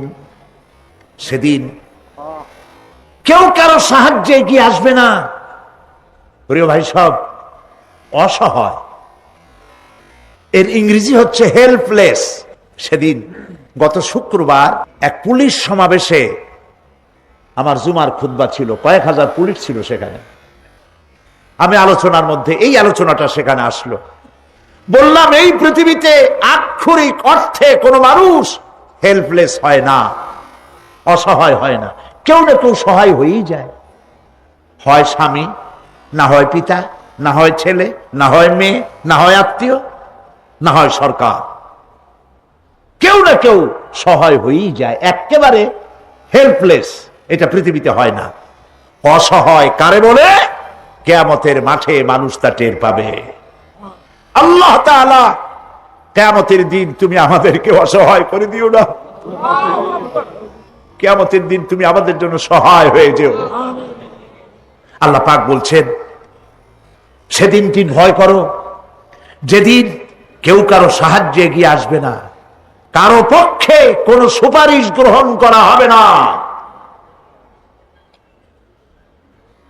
কারো কাছ থেকে কোনো বিনিময় গ্রহণ করা হবে না, কাউকে কোনো সাহায্য করা হবে না। ইন্না লিল্লাহি ওয়া ইন্না ইলাইহি রাজিউন। আল্লাহ রাব্বুল আলামিন বলেন, লান তানফাকুম আরহামাকুম ওয়ালা আওলাদুকুম ইয়াউমাল কিয়ামাহ। কিয়ামতের দিন তোমাদের আত্মীয় স্বজন, তোমাদের সন্তান সন্ততি তোমাদের জন্য কিছু মাত্র কাজে লাগবে না। ইয়াউমা ইয়াফিরুল মারউ মিন আখিহি ওয়া উম্মিহি ওয়া আবিহি ওয়া সাহিবাতিহি ওয়া বানিহি। সেদিন মানুষ তার ভাই, মা বাপ, স্ত্রী ও সন্তান থেকে পলায়ন করবে। সেদিন প্রত্যেকে নিজ নিজ অবস্থায় পতিত হয়ে যাবে। পিতা তার সন্তানকে পরিচয় দেবে না, মা তার সন্তানকে চিনবে না, সন্তান তার মাকে চিনবে না। মানুষগুলি দৌড়াতে থাকবে, পালাতে থাকবে, কেউ কারো সাহায্য সেদিন করতে পারবে না। আমার প্রিয় ভাইয়েরা, সেই কিয়ামতে আল্লাহ পাক আমলনামা আল্লাহর আদালতে মানুষের সামনে পেশ করা হবে। পার্থিব জীবনে মানুষ যা কিছু করেছে কোন জিনিস লুকায় রাখতে পারবে না, সব প্রকাশ পেয়ে যাবে। কিয়ামতের পূর্বেই আল্লাহ রাব্বুল আলামিন সব কিছুকে রেকর্ড করে রেখেছেন। আবারও বলছি, আল্লাহ পাক কোনো কিছু গোপন রাখেন নাই। কিভাবে রেকর্ড করছেন? وَكُلَّ إِنسَانٍ أَلْزَمْنَاهُ طَائِرَهُ فِي عُنُقِهِ وَنُخْرِجُ لَهُ يَوْمَ الْقِيَامَةِ كِتَابًا يَلْقَاهُ مَنشُورًا। প্রত্যেকের ভালো মন্দ কর্মলিপি আমি তার গলায় ঝুলাই দিছি। আমি তার জন্য কিয়ামতের দিন একটি কিতাব ওপেন করে দেব, গলায় ঝুলানো আছে। আজ বিজ্ঞানীরা আবিষ্কার করেছে মানুষের শরীরের মধ্যে ডিএনএ এর কথা। এই ডিএনএ এর মধ্যে সে কেমন হবে, তার প্রজ্ঞা, তার মেধা ইত্যাদি সবকিছু ওর মধ্যে ডিএনএ এর ভিতরে বিজ্ঞানীরা খুঁজে পাচ্ছে। আল্লাহ পাক মানুষের গলায় একটা টেপ রেকর্ডার লাগাই দিয়েছেন। সুবহানাল্লাহ বলেন। সেই টেপ রেকর্ড আমার এই যে বক্তৃতা ভিডিওতে ধারণ করা হচ্ছে, টেপে ধারণ করা হচ্ছে, এই বুদ্ধিগুলি কে দিছে?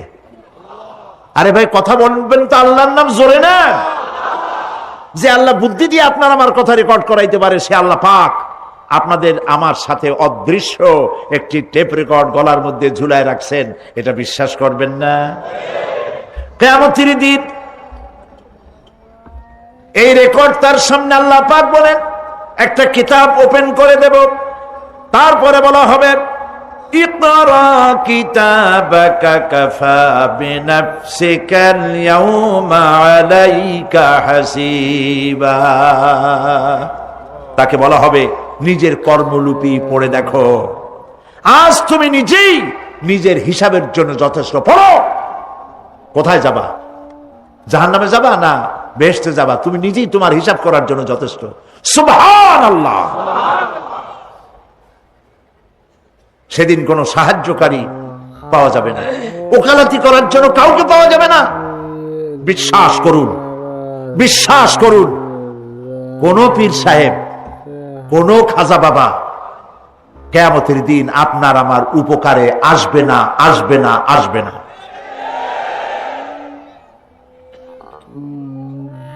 আমল ভালো হবে, আল্লাহ ক্ষমা করবেন। আমল ভালো নাই, পীর সাহেবরা কিচ্ছু করতে পারবেন না। কেউ কেউ মনে করেন পীর সাহেব আমার সুপারিশ করবেন। সুপারিশের কথাটা আজকে বলবো না, সুপারিশের কথা আসবে শেষের দিকে ইনশাআল্লাহ। বলেন ইনশাআল্লাহ। মনে করা হয় যে পীর সাহেবরা আমাদেরকে সুপারিশ করবেন।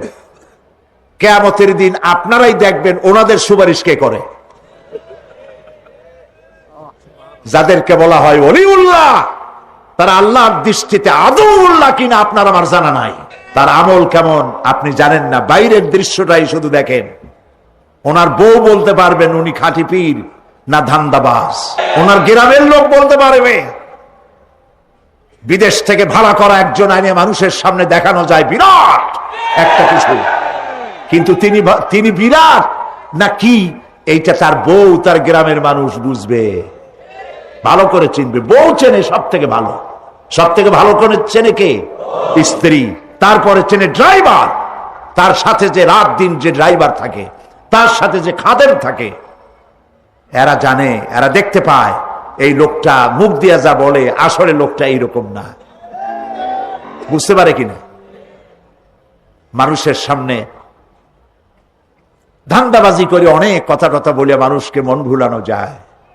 এই জন্য কবি বলেছেন, ये हाल तेरा जाल है मकसूद तेरा माल है, ये हाल तेरा जाल है मकसूद तेरा माल है, क्या जब तेरा चाल है लाखों को अंधा कर दिया। নিজের বুজুর্গ বানাইয়ে মানুষের সামনে পেশ করছো, তোমার এই হাল হলো তোমার চাল। মানুষের পয়সা পকেটে ভরার জন্য এই কাম করতেছো, কেউ টের পায় না, আল্লাহ পাক ঠিকই টের পাচ্ছেন।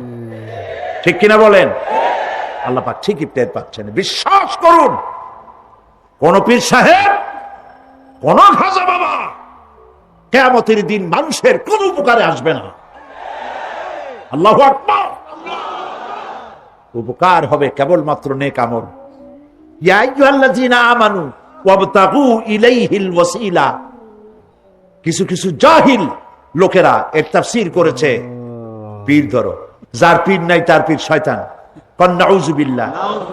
যদি এইটা সত্য হবে তাহলে ইমাম আবু হানিফার পীরকে, ইমাম শাফিঈর পীরকে, ইমাম আহমদ বিন হাম্বলের পীরকে, যারা এই কথা বলে তারা শয়তানের ওয়াসওয়াসায় নিমজ্জিত।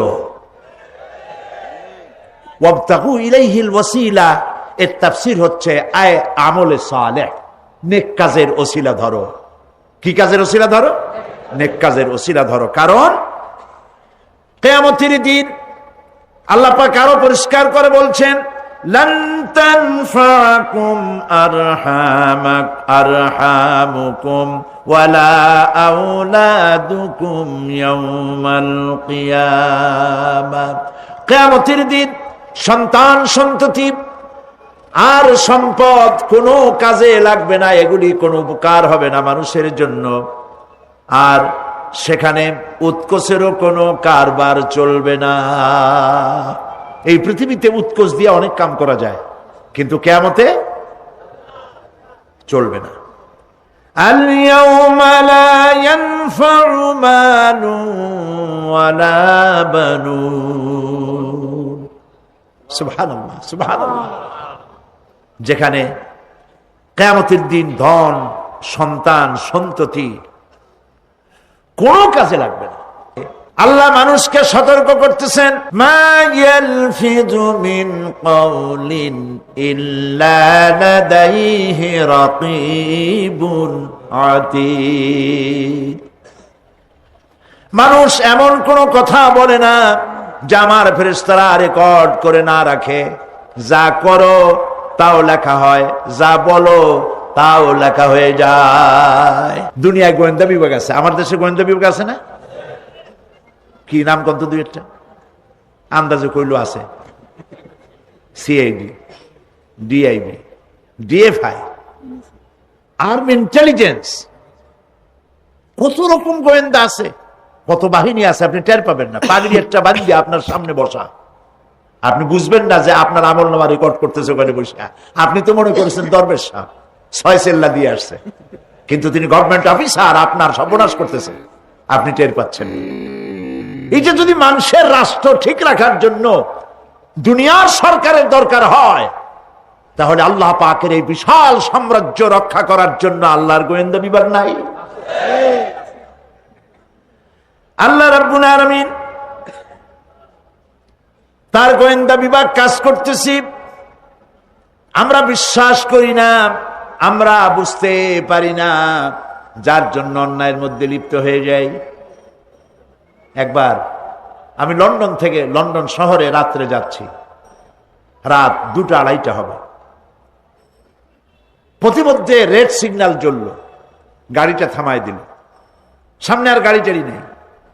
আমি ড্রাইভারে বললাম যে গাড়ি টাড়ি তো নাই সামনে, আমরা তো ইচ্ছা করলে যেতে পারি। ড্রাইভার বলল পারি, কিন্তু যাব না। কেন যাবেন না? বলল যে এই সিগন্যালের সাথে ক্যামেরা আছে, অটোমেটিক ক্যামেরা। আমি যদি এখান থেকে এটাকে ক্রস করি তাহলে আগামীকাল কোর্ট থেকে আমার নামে চিঠি আসবে। রাত 2:45, এই রঙের গাড়ি, এত নাম্বার গাড়ি, এবং আপনার চেহারা শরীফ এই, আপনি রাত 2:45 সময় রেড সিগন্যাল অমুক এলাকা থেকে ক্রস করেছেন, মেহরবানি করে কোর্টে আসেন আর জরিমানা দিয়ে যান। এই লোকটি এইখানে ক্যামেরা আছে, এটা চোখে দেখছে, সেই জন্য বিশ্বাস করলো। কিন্তু এই ক্যামেরায় স্ন্যাপ নেওয়ার জন্য কোনো ক্যামেরা ম্যান নাই, অথচ গাড়ি ক্রস করলেই, ওভার স্পিড করলেই ছবি তুলে ফেলবে। এই বুদ্ধিটা কে দিছেন? যিনি এই বুদ্ধিটা দিলেন তার কাছে এমন কোনো বুদ্ধি নাই যে আপনার আমার অনবরত অটোমেটিক ক্যামেরা দিয়ে জীবনের সব কিছু আমাদের ধরে রাখে, এরকম কোন ক্যামেরা থাকতে পারে না। পারে কিনা? কিন্তু আমাদের কপাল খারাপ। ওই যে সিগারেটের প্যাকেটে লেখা আছে সংবিধিবদ্ধ সতর্কীকরণ, ধূমপান স্বাস্থ্যের জন্য ক্ষতিকর। প্যাকেটে লেখা আছে, হাতের মুঠায় ধরিয়া সিগারেট ধরে টান মারিয়া উপরে ফু দিয়া তাকায় দেখে ফু যায় কদ্দুর। ওইখানে ক্যামেরার সাথে কোন মানুষ নাই, ক্যামেরা আছে তাই বিশ্বাস করে, কিন্তু আল্লাহর ক্যামেরাগুলি চোখে দেখে না। ওখানে যেমন রেড বর্ডার আছে, আল্লাহ রাব্বুল আলামিন জীবনের প্রত্যেকটি মোড়ে মোড়ে রেড বর্ডার লাগায় দিয়েছেন। জেনা করো না, একটি রেড সিগন্যাল। মদ পান করো না, আরেকটি রেড সিগন্যাল। মিথ্যা কথা বলো না, আরেকটি রেড সিগন্যাল। অহংকার করো না, আরেকটি রেড সিগন্যাল। বউকে বেপর্দা করো না, আরেকটি রেড সিগন্যাল। সুদ খেও না, ঘুষ খেও না, আরেকটি রেড সিগন্যাল। অসংখ্য রেড সিগন্যাল দিয়ে আল্লাহ পাক বলছেন তিলকা হুদুদুল্লাহ, এই হচ্ছে আল্লাহর বর্ডার, ফালা তাতাদুহা, অতএব আল্লাহর বর্ডারকে ক্রস করো না। কে নিষেধ করেছেন? মানুষেরা বিশ্বাস করেন। আল্লাহ রাব্বুল আলামিন কোরআনে কারীমের মধ্যে বলছেন ইয়ালামু খায়িনাতাল আ'য়ুনি ওয়া মা তুখফিস সুদূর। তোমার কথাগুলি রেকর্ড হয়, তোমার কাজগুলি রেকর্ড হয়, এমনকি তোমার মনের ভিতরে যে কল্পনা হয় সেগুলো রেকর্ড হয়। আর চোখে কি লুকোচুরি খেলে আল্লাহ তাও জানতে পারে। সানগ্লাস পরে চোখের ফাঁক দিয়া কারে দেখো, কেউ টের পায় না। টের পায় কে? জোরে বলেন আল্লাহ।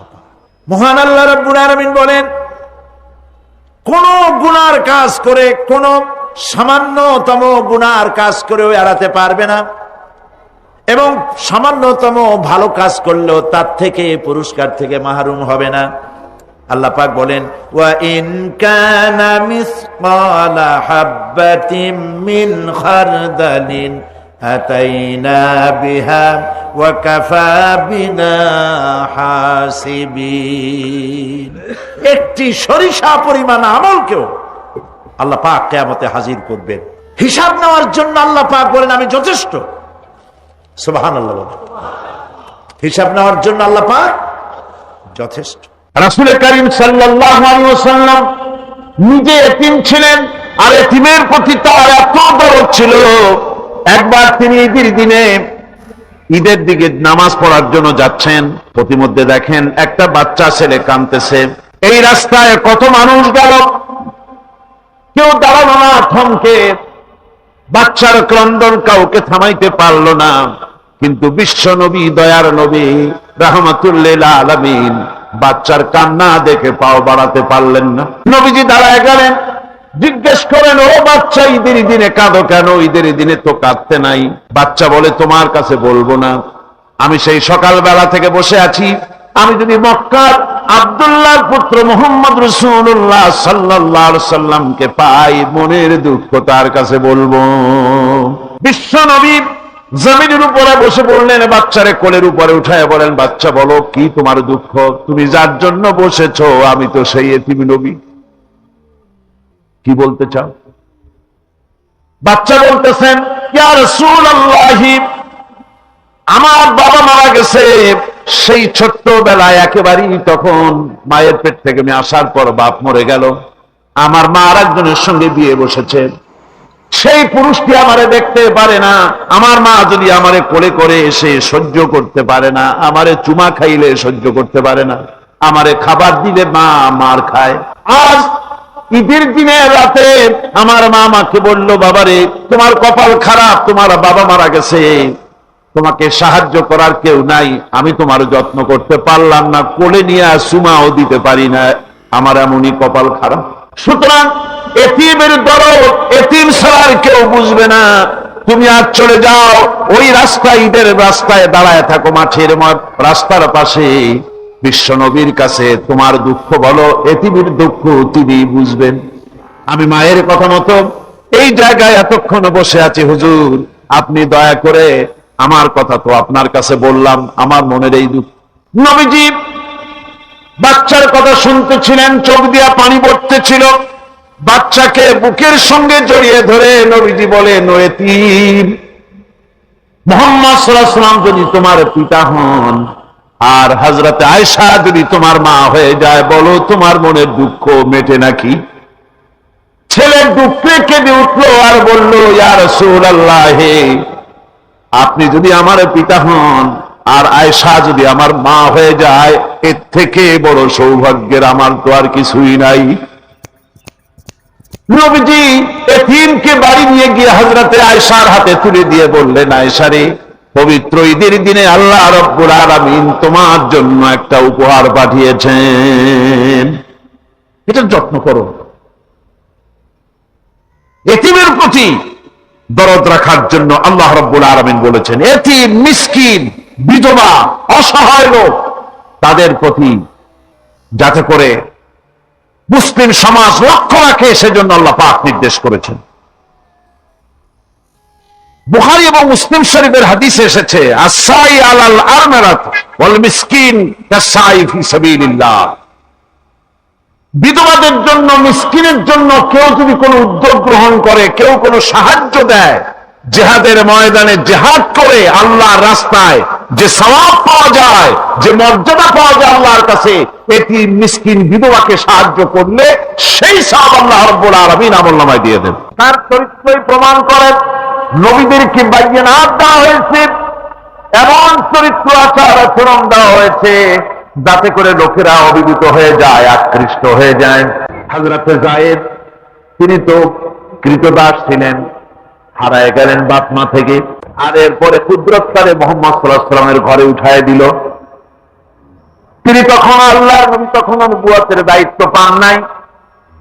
যায়েদের পিতার কাছে খবর হয়ে গেল, যায়েদ আছে রাসূলের বাড়িতে, মুহাম্মদ সাল্লাল্লাহু আলাইহি ওয়াসাল্লামের বাড়ি মক্কায়। তারা এসে হুজুরের সঙ্গে দেখা করে বললেন, মুহাম্মদ সাল্লাল্লাহু আলাইহি ওয়াসাল্লাম, জানতে পেরেছি আপনার কাছেই আমাদের ছেলে যায়েদ আছে, মেহেরবানি করে তাকে আমাদেরকে ফিরায় দেন। হুজুর বলেন, যায়েদ যদি তোমাদেরকে চিনতে পারে আর যদি যেতে চায়, আমার পক্ষ থেকে কোনো আপত্তি নাই, অবশ্যই যাবে। তবে যায়েদ যদি যেতে না চায়, আমি এমন লোক নই যে কেউ আমার কাছে থাকতে চাইলে আমি জোর করে তাকে ছেড়েও দিতে পারি না, আমি তেমন লোক নই। পিতা বললেন, আপনি অবশ্যই যুক্তিপূর্ণ কথা বলেছেন। হযরতে যায়েদকে আনা হলো। হুজুর বললেন, তুমি কি চেনো এদেরকে? যায়েদ বললেন, চিনি, ইনি আমার বাবা, উনি আমার চাচা। যায়েদের পিতা বলেন, বাবারে বাড়ি চলো, তোমার মা কেঁদে কেঁদে হয়রান, চলো বাড়ি যাই, বাড়ির যা কিছু আছে সব তোমাকে ফিরিয়ে দেওয়া হবে। হযরতে যায়েদ বলতেছেন, পিতা বাড়িতে যা আছে তাই শুদ্ধ, তাম দুনিয়াটা যদি আমারে দেওয়া হয়, এই লোকটির কাছে থেকে যে ব্যবহার পেয়েছি আমি এই লোকের কদম ছেড়ে যেতে পারি না। তার চরিত্রই প্রমাণ করেছিলেন নবী, কি ব্যবহারটা পেয়েছেন। হযরত আনাস রাদিয়াল্লাহু তাআলা ছোট মানুষ, 8 বছর বয়সের সময় হুজুরের খাদেম হয়ে হুজুরের বাড়িতে আসলেন। আচ্ছা, 8 বছর বয়সের কিশোর ভুল তো করতেই পারে। গরম পানি চাইলে ঠান্ডা পানি এনে দেবেন, স্যান্ডেল চাইলে জুতো আনবেন, বিছানা বিছাইতে বললে উঠাই দেবে, এটা স্বাভাবিক। কিশোর মানুষ, ছোট মানুষ। এবার শোনো, বাইয়ানাত কারে বলে? নবীদের বাইয়ানাত আল্লাহ দিয়েছেন, সেটা কি জিনিস? সেটা হলো উন্নত মানের চরিত্র, তার ব্যবহার ওঠা বসা যা দেখলে মানুষ বুঝতে পারে তিনি আল্লাহর নবী। হযরতে আনাসের মুখে শুনুন, হযরতে আনাস রাদিয়াল্লাহু তাআলা বলেন, একাধিক ক্রমে টানা 10টি বছর রাসূলের খেদমতের ভিতরে নিয়োজিত ছিলাম। 10টি বছরের ভিতরে একটা দিনের জন্য নবীজি আমাকে ধমক দিয়ে কথা বলেন নাই। তো ধমক দিলেন না আমাদের, এটা করছো কেন, এটা করো নাই কেন? সুবহানাল্লাহি ওয়া বিহামদিহি।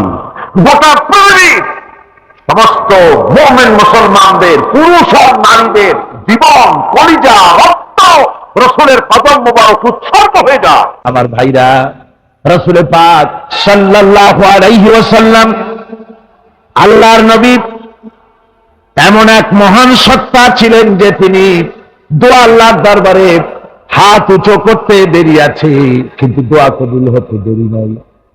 হিজরত করে মদিনায় এসেছেন, নামাজ পড়তে দিল চায়, কাবা শরীফের দিকে ফিরে যদি নামাজ পড়তে পারতাম দিলটা বড় ভালো লাগতো, কিন্তু হাত উঁচু করে মোনাজাত করতেছেন না, আল্লাহর কাছে বলতেছেন না যে আল্লাহ তুমি আমার কিবলাটা বাইতুল মুকাদ্দাস থেকে ফিরাইয়া মক্কা শরীফে বাইতুল্লাহর দিকে ফিরাইয়া দাও। মুখেও বলতেছেন না, মনেও না, শুধু আকাশের দিকে বারবার তাকাচ্ছেন, মোনাজাত করেন নাই। মনে মনে আশা পোষণ করতেছেন যদি এমন একটা ওহী নাযিল হয়ে যেত। আল্লাহ রাব্বুল আলামিন সঙ্গে সঙ্গে রাসূল জোহরের নামাজ পড়তেছিলেন, 2 রাকাত পড়া হয়ে গেছে, এমন সময় ওহী নাযিল হয়ে গেল, قد نرى تقلب وجهك في السماء। ও নবী, আমি দেখতে পেয়েছি বারবার আপনি আকাশের দিকে তাকাচ্ছেন। فلنولينك قبلة ترضاها فول وجهك شطر المسجد الحرام। আর দেরি নাই, আপনার মনের আশা পুরো হয়ে গেছে, এক্ষুনি আপনার কিবলা পরিবর্তন করুন। হুজুর 2 রাকাত পড়েছিলেন বাইতুল মাকদাসের দিকে ফিরে, বাকি 2 রাকাত তিনি মক্কা শরীফের কাবা শরীফের দিকে ফিরলেন। আজও পর্যন্ত সেই মসজিদ আছে, সাক্ষ্য দিচ্ছে নবীর কথা কিভাবে মঞ্জুর হয়। মসজিদে কিবলাতাইন মদিনা মুনাওয়ারায় সেই মসজিদ আজও আছে। ভাইরা আমার, রাসূল পাক সাল্লাল্লাহু আলাইহি ওয়াসাল্লাম এত বড় মর্যাদা সম্পন্ন ব্যক্তিত্ব, মহান ব্যক্তিত্বের উম্মতের মধ্যে আল্লাহ আমাদের শামিল করেছেন। শুকরিয়া স্বরূপ আমরা পড়ি আলহামদুলিল্লাহ। জোরে সোরে পড়েন আলহামদুলিল্লাহ। আমার ভাইরা, মর্যাদা এত বেশি আল্লাহ রাসূলকে আল্লাহ রাব্বুল আলামিন দান করেছেন।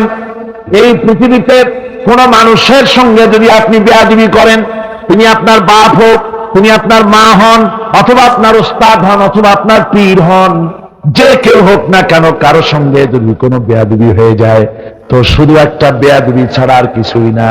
কিন্তু নবীজির সঙ্গে যদি কেউ বেয়াদবি করে, সেটা শুধু বেয়াদবি থাকে না, কুফরি হয়ে যায়। রাসূলুল্লাহকে কেউ তাওহীন করলে, অসম্মান করলে, সমালোচনা করলে কাফের হয়ে যায়, যেমন কি হয়ে যায়। কত বড় মর্যাদা। রাসূল পাক সাল্লাল্লাহু আলাইহি ওয়াসাল্লাম, তার সামনে সাহাবায়ে কেরাম বসা, হুজুর কথা বলছেন, সাহাবায়ে কেরাম তারাও কথা বলছেন। কথা বলতে বলতে এক পর্যায়ে সাহাবীদের গলার আওয়াজ বড় হয়ে গেছে, হুজুরের গলার আওয়াজ শোনা যায় না, সাহাবীদের গলার আওয়াজটা বড় হয়ে গেল। আল্লাহ রাব্বুল আলামিন এতটুকু বরদাস্ত করলেন, আমার নবীর গলার আওয়াজের চাইতে তোমাদের আওয়াজ বড় হলো কেন? সঙ্গে সঙ্গে ওহী নাযিল হয়ে গেল। আল্লাহ রাব্বুল আলামিন বলেন, ইয়া আইয়ুহাল্লাযীনা আমানু লা তারফাউ আসওয়াতাকুম ফাওকা সাওতিন নবী। ও বিশ্বাসীরা, খবরদার, তোমরা যারা ঈমান এনেছো শোনো, তোমাদের গলার আওয়াজ যেন আমার নবীর গলার আওয়াজের চাইতে বড় না হয়ে যায়। যদি তা হয়, আনতাহবাতা আমালুকুম, জীবনের সমস্ত ভালো কাজগুলি আমি আল্লাহ বরবাদ করে দেব। আজ পর্যন্ত এই আয়াতে কারিমা রাসূল পাক সাল্লাল্লাহু আলাইহি ওয়াসাল্লামের রওজায়ে আতহারের সামনে সবুজ সাইনবোর্ডের উপরে সোনার অক্ষর দিয়ে এই আয়াতে কারিমা লেখা রয়েছে, সুবহানাল্লাহ।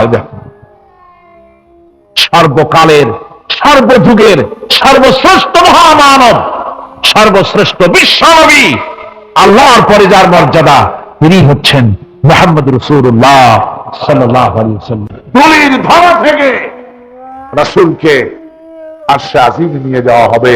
বোরাক এলো। বোরাক হচ্ছে বারকুন থেকে উৎপত্তি। এর অর্থ হচ্ছে বিজলি, বৈদ্যুতিক গতি সম্পন্ন। ঘোড়ার চাইতে ছোট, খচ্চরের চাইতে বড়, এই জাতীয় একটা প্রাণীর মতো হযরত জিবরাইল নিয়ে আসলেন। আমাদের দেশে কারো কারো বাড়িতে আয়নায় বান্দানো থাকে এই ছবিটা।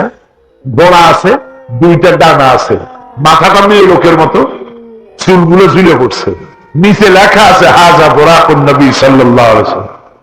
আন্দাজে কোথায় পাইছে আল্লাহ? মিথ্যে কথা, বাজে কথা। আল্লাহ এরকম একটা মেয়ে লোক মার্কা ঘোড়া পাঠাইছিল হুজুরকে নেওয়ার জন্য, এটা কথা হইল? রাসূলকে মক্কা থেকে, উম্মে বাবে উম্মে হানি থেকে হুজুরকে বের করে নিয়ে যাওয়া হলো বাইতুল মাকদাসে। সমস্ত পয়গম্বর, দুনিয়া আল্লাহ যাদের পাঠিয়েছিলেন, সমস্ত রূহ উপস্থিত ছিল সেখানে। রাসূল করিম সাল্লাল্লাহু আলাইহি ওয়াসাল্লাম এখান থেকে মেরাজ করলেন। এতটুকু ছিল ইসরা। কোরআনে কারীম বলছে, আজকের কারি সাহেব যেখান থেকে তেলাওয়াত করেছিলেন, সুবহানাল্লাযী আসরা বিআবদিহি লাইলাম মিনাল মাসজিদিল হারাম ইলাল মাসজিদিল আকসা। সুবহানাল্লাযী, সমস্ত দুর্বলতা, অক্ষমতা থেকে মুক্ত সেই সত্তা যিনি তার বান্দাকে ইসরা করিয়েছেন, মেরাজ করিয়েছেন। সুবহানাল্লাহ। সমস্ত দুর্বলতা, অক্ষমতা থেকে মুক্ত তিনি পার করে নিয়ে গিয়েছেন।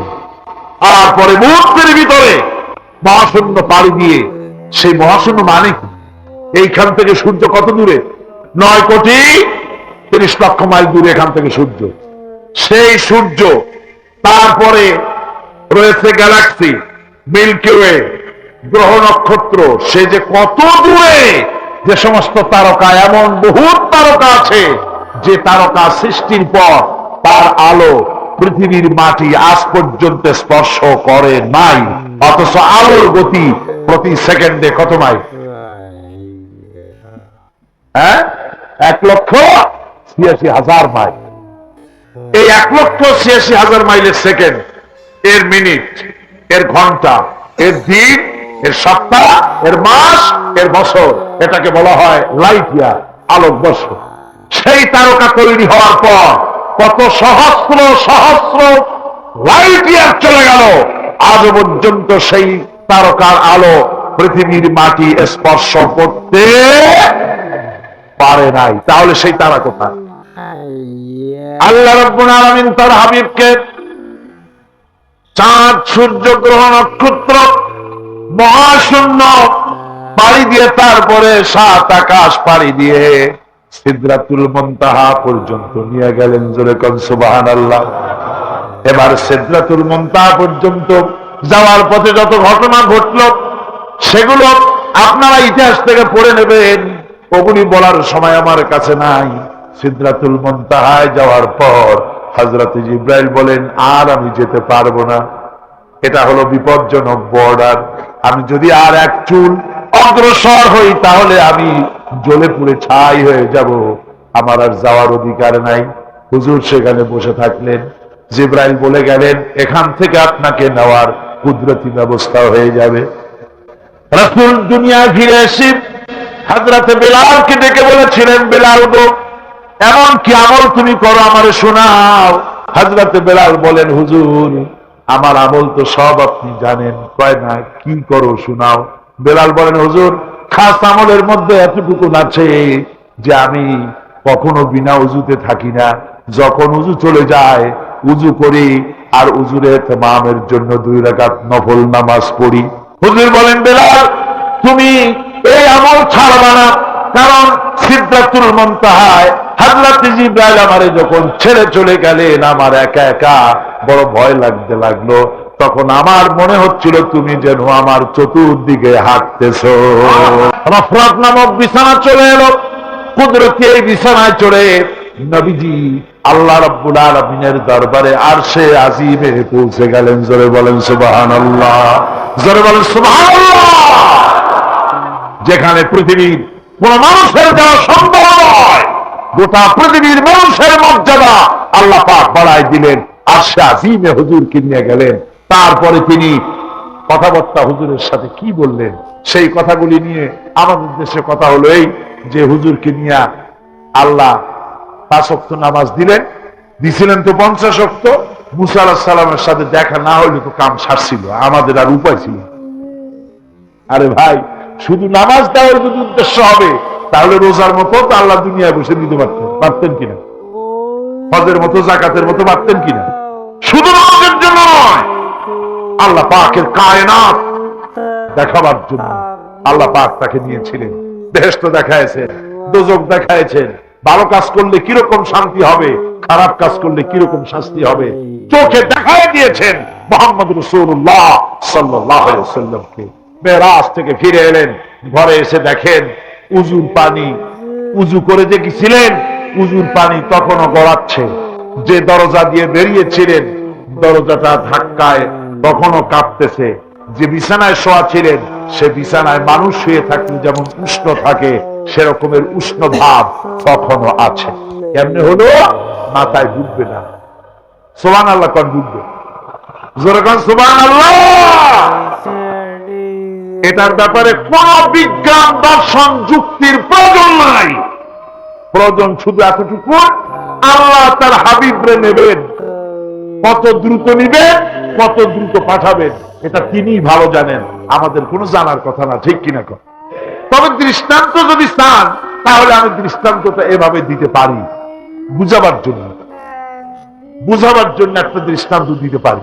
সেটা হলো এই, ধরেন বাংলাদেশের কোন প্রেসিডেন্ট আসবে, পৃথিবীর যে কোনো দেশের এক প্রেসিডেন্ট আসবে।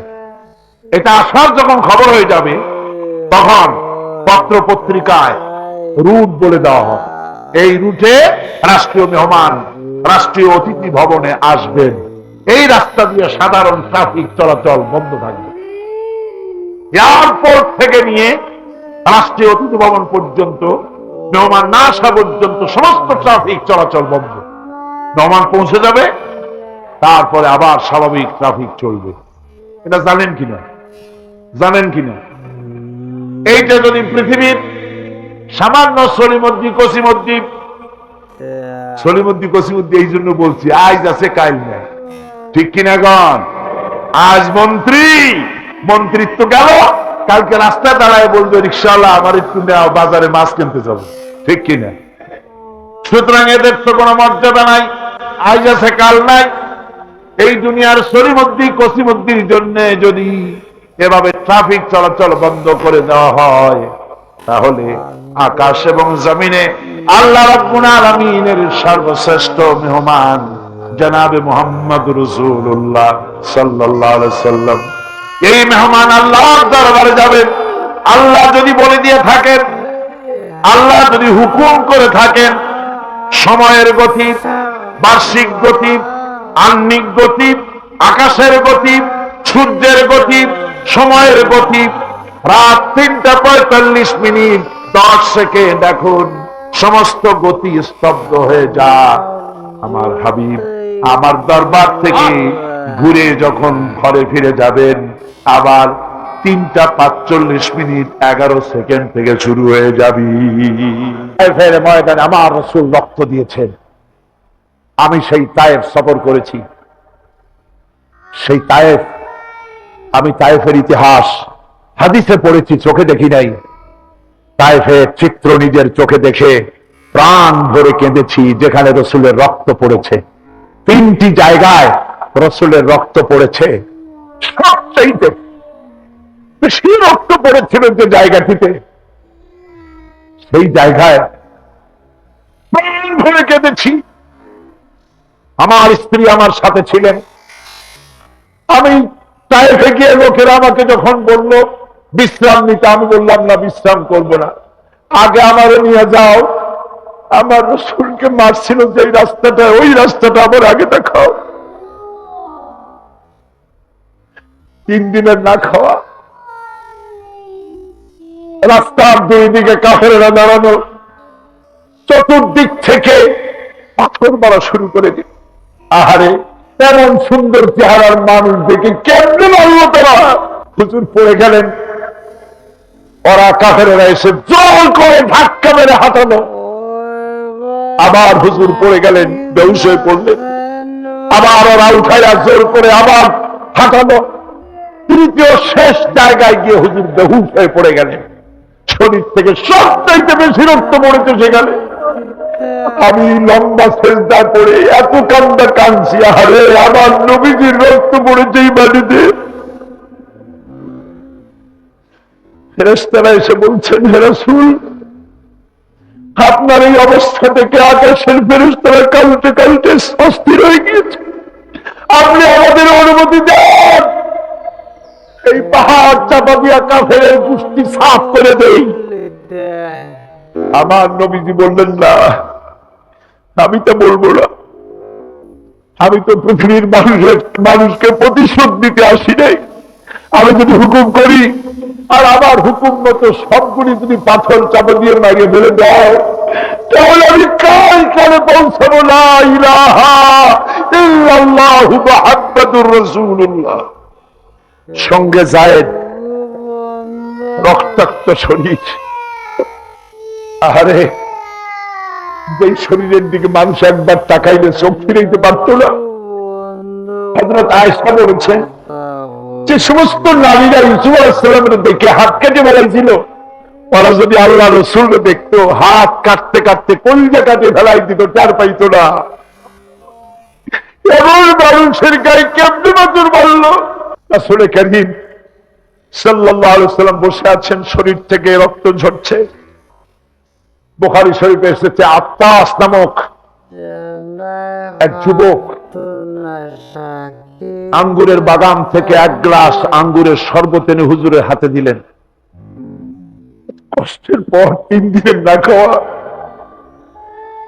ক্ষুধার্ত নবী 1 গ্লাস আঙ্গুরের শরবত সবটুকুন পান করে একটা স্বস্তির নিঃশ্বাস ফেললেন। বললেন, তোমার নাম না আত্তাস? তিনি বললেন, হ্যাঁ, আমার নাম আত্তাস।